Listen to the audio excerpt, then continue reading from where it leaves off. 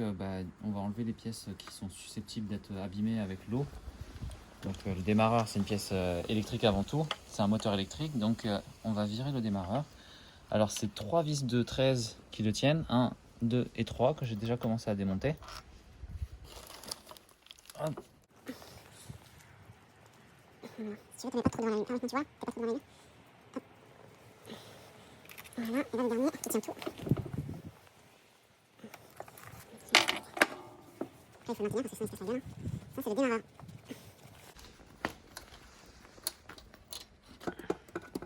Voilà, il tient avec un petit plot. Et en fait, on peut voir directement donc l'écran du démarreur, les dents du démarreur, qui viennent directement dans le volant moteur ici. Donc pour faire tourner le moteur avec son moteur électrique. Donc voilà. C'est con un démarreur, hein, c'est tout bête. Donc ici, sachant qu'on va balancer de l'eau sur le moteur, donc on va reboucher tous les trous qui sont susceptibles de prendre l'eau. Donc là moi j'ai mis du plastique carrément parce que le plastique, voilà, j'ai enlevé les sopalins. Les sopalins, ce qu'il y avait de mauvais, c'est que du coup ils s'imbibent d'eau et après l'eau coule derrière. Donc là le but c'est que ça soit vraiment anti-hydrofugé. Et il faut bien faire attention que, là, vas-y, on va voir à l'intérieur, que le plastique aille bien recouvrir tous les orifices aussi à l'intérieur au niveau des trous d'injecteurs. Alors donc pareil pour tout ce qui est puits de bougies, je les ai bouchés directement avec des anciennes doigts d'allumeur, enfin d'allumeur, je sais même pas comment ça s'appelle ces trucs là. Bah, c'est toute la partie qui sert à l'allumage, hein. Donc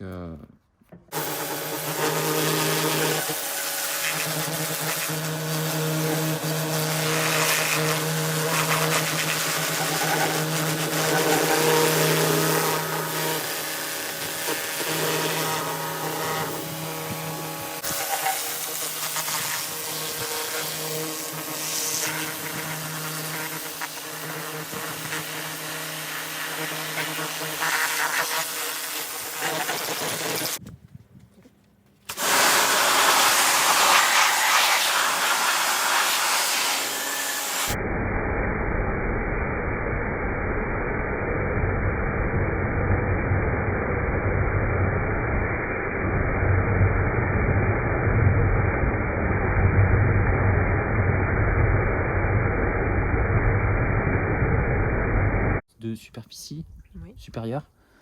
Et après on peut encore gratter et du coup derrière il y a encore un autre métal là qui est encore différent. Donc c'est de cette couleur là qu'on doit se rapprocher normalement. Donc c'est pour ça que là ça nous a permis d'enlever vraiment toute la crasse du dessus et c'est juste pour nous aider après à avancer sur un moteur propre.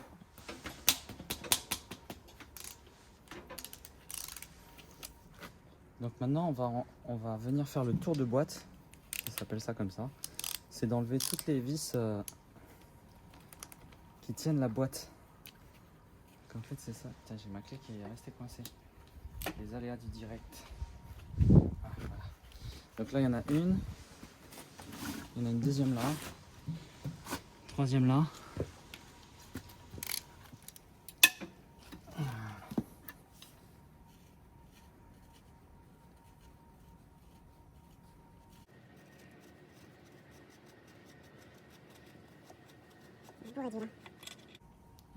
Donc là, on va repérer chaque vis parce qu'il se trouve que les différentes vis, elles auront des tailles différentes en fonction de où est-ce qu'elles seront positionnées au niveau du moteur.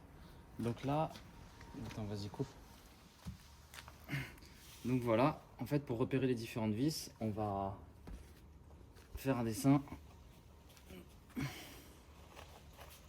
Voilà, ça va être le tour de boîte. Hop.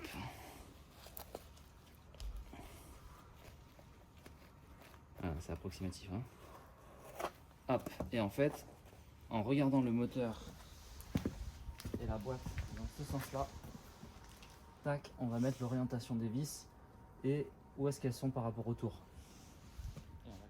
Et du coup, on va repérer toutes les vis avec leur sens et leur position, sachant que le haut du moteur est là, le bas du moteur est là, la gauche est là, la droite est là. Quand on regarde de face, droite, gauche, là la boîte elle sort comme ça. Donc voilà. Là, ce qu'il faut savoir aussi, c'est que c'est mieux, vu que la boîte est en suspension, en fait, elle va avoir tendance à tomber comme ça. Donc, elle va tomber comme ça. Donc, en fait, il vaut mieux garder ces vis-là sur la boîte jusqu'au dernier moment. Et comme ça, à la fin, je vais le tenir et je vais les enlever. Plutôt que de les enlever là, qu'elles commencent à basculer et qu'après, je suis emmerdé. Tu vois ce que je veux dire? Peut-être tiens le moteur en même temps. Comme tout à l'heure.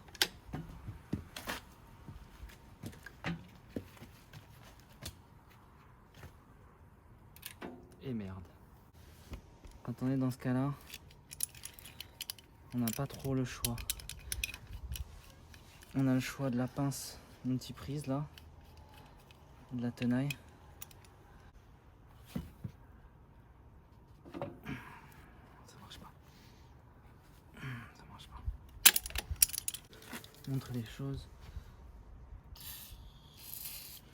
Bon, du coup, vu que la clé ne passe pas, que la tenaille ne passe pas,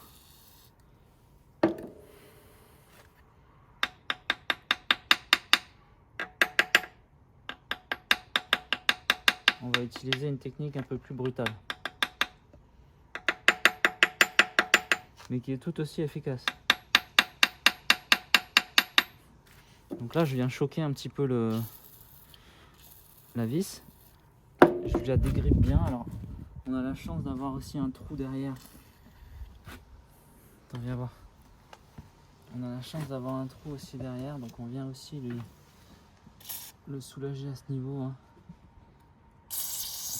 On va envoyer du WD là-dedans aussi. Tout ce qui peut nous aider est bon à prendre. Voilà. Et voilà. Là, j'ai utilisé une douille longue parce que du coup, j'avais un peu de mal avec la commande de l'embrayage là. La fourche. Voilà, donc là j'ai quasiment toutes les vis. Il n'y a plus que ma vis merdique qui fait chier là. Mais sinon tout est tombé. Tu les places pas dans le... Ça, ce qu'il faut savoir, c'est que c'est une douille forgée, donc on peut taper dessus.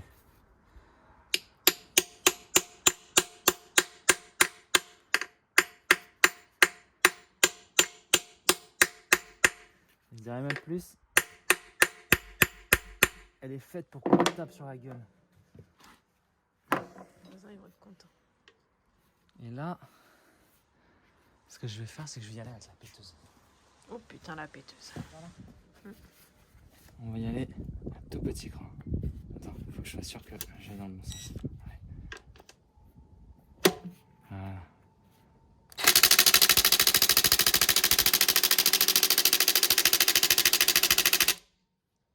Voilà.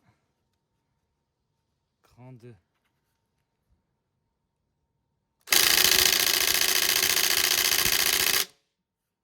Attention, cran 3. La magie de la péteuse. Oh fuck. Tu l'as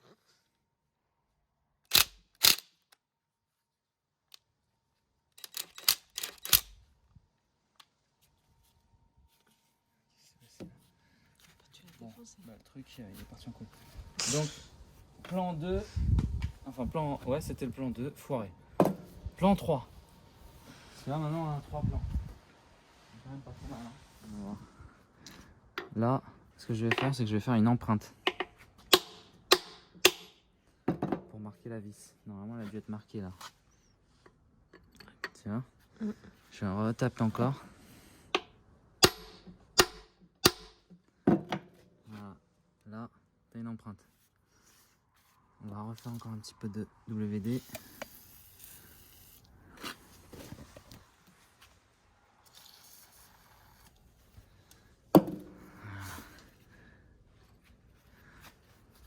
Et là, en fait,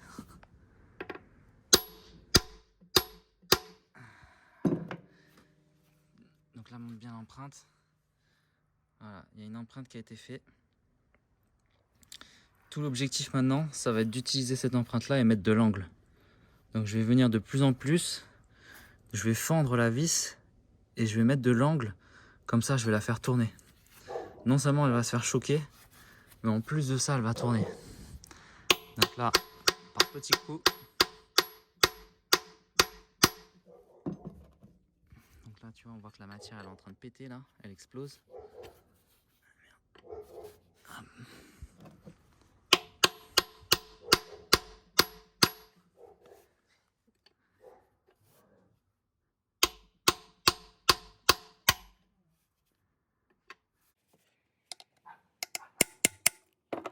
et je mets de plus en plus d'angles.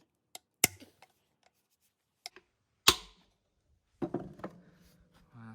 Donc tu vois là, ça commence à avoir une forme de merde. Et plus elle aura une forme de merde, plus j'aurai de prise. Plus j'aurai de prise, plus je pourrai taper fort. Plus je peux taper fort, plus je peux la faire tourner. C'est ça le truc diabolique là-dedans.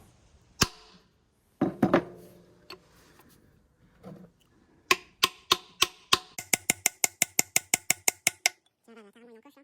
Donc là, maintenant, je suis bien calé. Tac. Et donc, je le fais dans le sens de la rotation.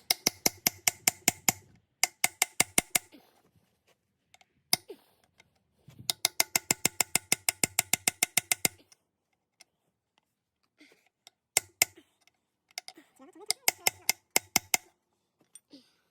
Donc là, tu vois, ça se déforme de ouf. On va lui remettre un petit peu de...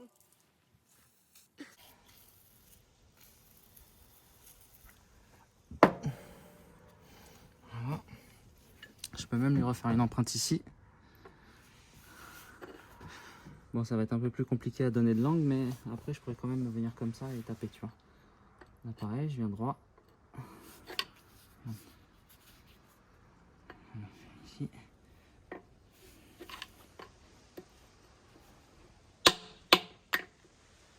Le plaisir, c'est de commencer.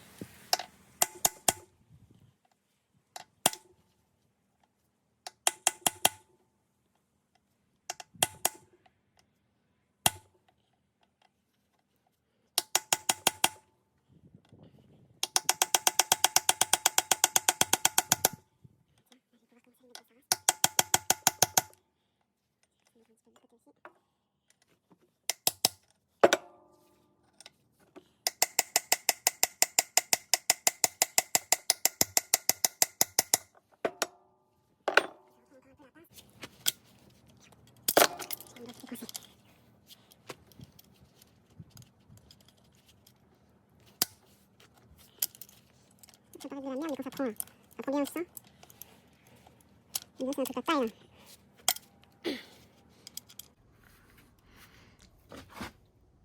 Presque.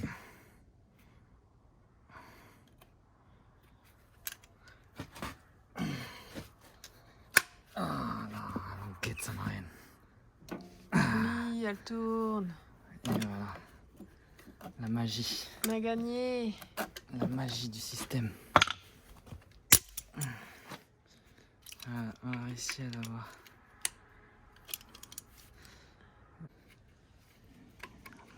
Il y a toujours des merdes comme ça. Toujours.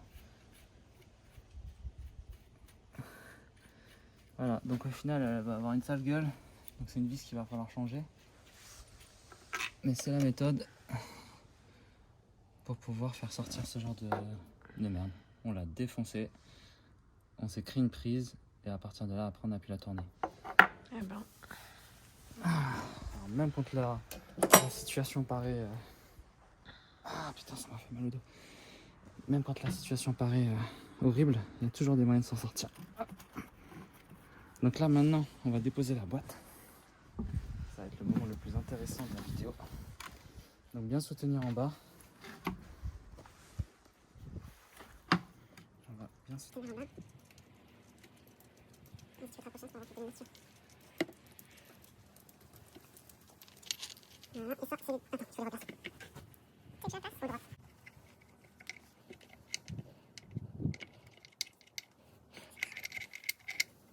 Voilà, ça paraît, vas-y. Je peux Ok. pas tenir comme ça longtemps, je me Ok, fais mal au c'est dos. bon. Alors, hop. Voilà. Ça, c'est la boîte. On va la foutre de côté.